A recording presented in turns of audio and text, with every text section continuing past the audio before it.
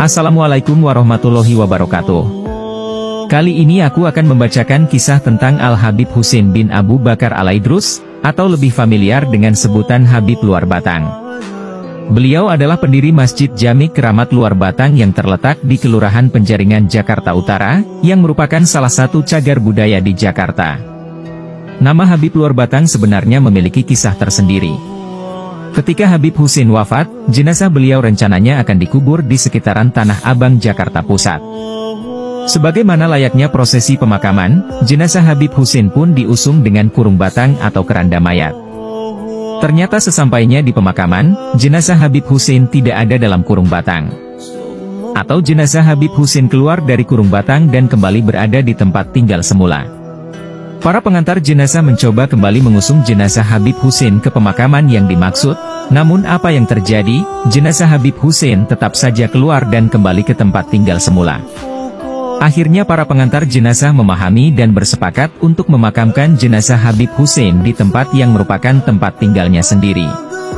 Dengan adanya kejadian tersebut, masyarakat menyebut kampungnya dengan nama Kampung Baru Luar Batang. Dan kini dikenal sebagai Kampung Luar Batang. Dan Habib Husain pun mendapat julukan Habib Husain Luar Batang. Habib Husain Luar Batang terkenal dengan berbagai karomahnya.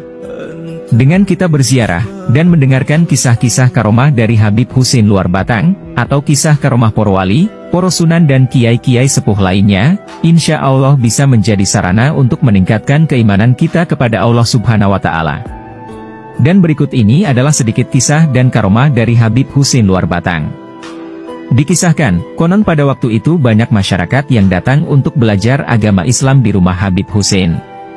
Banyaknya masyarakat yang datang membuat penguasa VOC menjadi khawatir dan akan mengganggu keamanan mereka.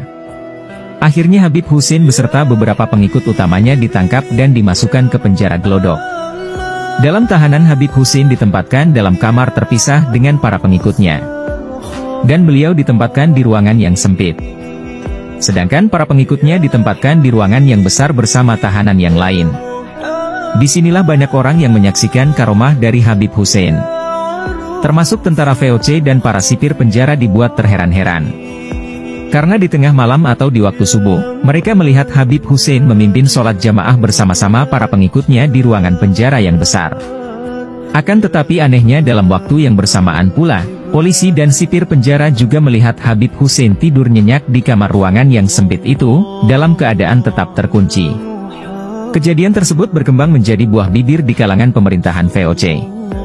Dengan segala pertimbangan akhirnya pemerintah VOC meminta maaf atas penahanan tersebut, dan akhirnya Habib Husain beserta semua pengikutnya dibebaskan dari penjara. Wallahu a'lam bishawab. Itulah sedikit kisah tentang Habib Husain Luar Batang. Dan beliau dimakamkan di dalam Masjid Keramat Luar Batang di kawasan Penjaringan, Jakarta Utara. Dan hingga kini, makamnya Habib Husain Luar Batang selalu ramai didatangi oleh para peziarah. Semoga suatu saat kita semua bisa diperjalankan Allah untuk bisa berkunjung atau berziarah di makam Habib Husain Luar Batang.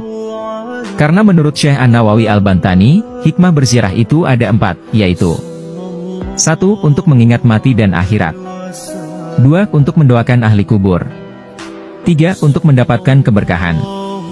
4. Memenuhi hak ahli kubur yang diziarahi, seperti ziarah ke makam orang tua. Semoga sehat, bahagia, dan barokah selalu untukmu. Rahayu, rahayu, rahayu. Wassalamualaikum warahmatullahi wabarakatuh.